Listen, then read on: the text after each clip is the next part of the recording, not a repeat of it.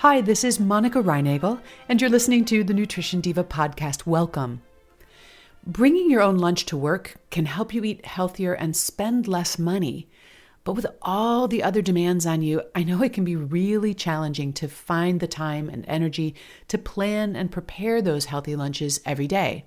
And that's why I love this new trend that's been catching on in workplaces around the country, healthy lunch clubs.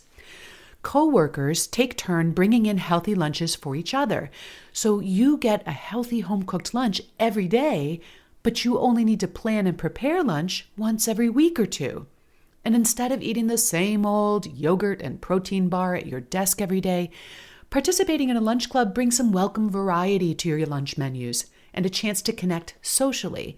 And if you think you cannot afford the time to take an actual lunch break, studies have found that workers who step away from their desks for lunch are actually more productive than those who eat hunched in front of their computers. This is a genius idea. And if all that sounds like something you'd like to try, I have 6 tips for helping you get a successful lunch club launched at your workplace. But first, a quick word from our sponsor, Care of. Nutritional supplements can help ensure that you're meeting your body's nutrition needs. But as you probably know, I really favor a targeted approach where you take only the nutrients you actually need, as opposed to a scattershot, kitchen sink, one-size-fits-all approach. And Care of makes it easy to design a customized regimen. You answer a few short questions about your diet and lifestyle and health goals on their site, and then they make sensible recommendations, and they'll even link you to the research supporting those recommendations. Once you have your regimen adjusted to your liking, Care of sends daily packs personalized just for you right to your door. You know, I have a bad habit of forgetting to take my supplements, and having that convenient dispenser right next to the coffee pot means I have a much better track record. And it's also super convenient when I'm traveling. I just grab one packet for each day I'm going to be gone, and I'm good to go. The prices are also excellent, probably less than what you're used to paying. Go to takecareof.com and you get your personalized recommendation today.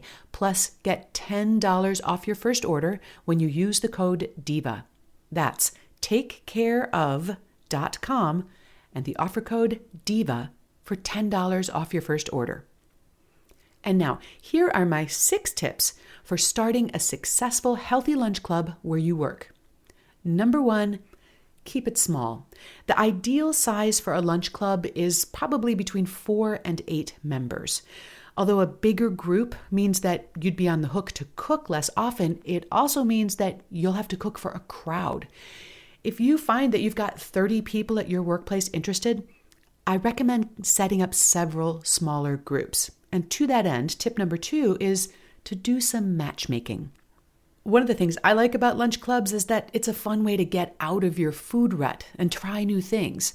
At the same time, your club is probably going to be more successful when the members have compatible dietary styles and goals. So if you have a vegan in your group, everyone would need to be willing to stick to vegan lunch menus. If one person has celiac disease, then all the meals would need to be gluten-free, or at the very least, have a gluten-free option. Those who are trying to lose weight might find it a lot easier to team up with others who are also restricting calories. At the same time, though, people following a strict low-carb approach and those doing maybe Weight Watchers might want to set up separate clubs. Tip number 3 is to talk through the details. Your club can set any rules it wants to, as long as everyone's on board. You can set guidelines on how much members will spend on the meals or how the schedule will be managed. You might agree that all the animal products will be organic, or that no raw garlic will be used, or that meals will include at least 2 servings of vegetables, or whatever other priorities the group agrees on. A group trying to support weight loss, for example, might stipulate that members select recipes that provide nutrition information, which can then be shared with the group. You know, some clubs make it a practice to share all the recipes, and some even start Pinterest boards or Instagram feeds or Facebook groups to share and archive photos and recipes for future inspiration. While you're working out the details, this is also a good time to figure out your backup plan in case someone is unable to deliver lunch on their appointed day, because sooner or later, that will happen. The next step is to consider the logistics. You need to take into account the resources at your workplace and plan your menus accordingly. Is there enough refrigerator space to store the food until lunch? How are you going to heat it up? Where will the group eat? What will you serve the food on and with? Some clubs make good use of slow cookers or countertop pressure cookers to prepare hot foods on site. Just be sure to always follow safe food handling procedures. For example, it's not safe to reheat cooked food in a slow cooker on the low setting because it takes too long for the food to reach a safe temperature.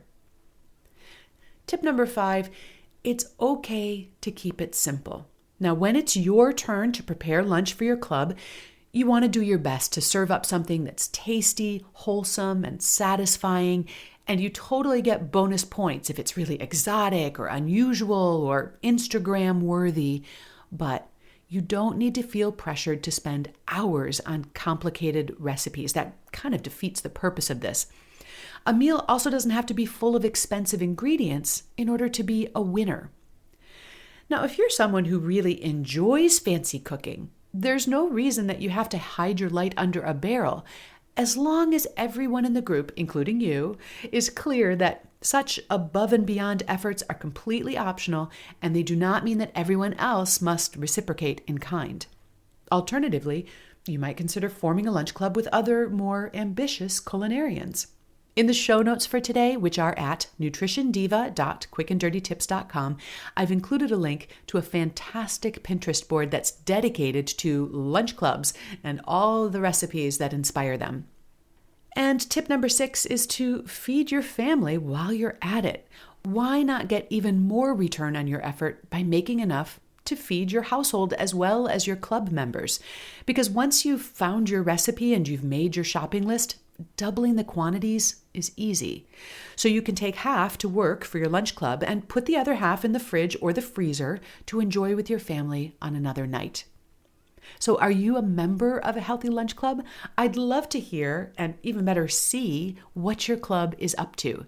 Share your photos and your comments on the Nutrition Diva Facebook page. You'll find a transcript of today's show along with the complete Nutrition Diva archives at quickanddirtytips.com. Thanks for listening. Until next week, this is Monica Reinagel, the Nutrition Diva. Have a great week and remember to eat something good for me.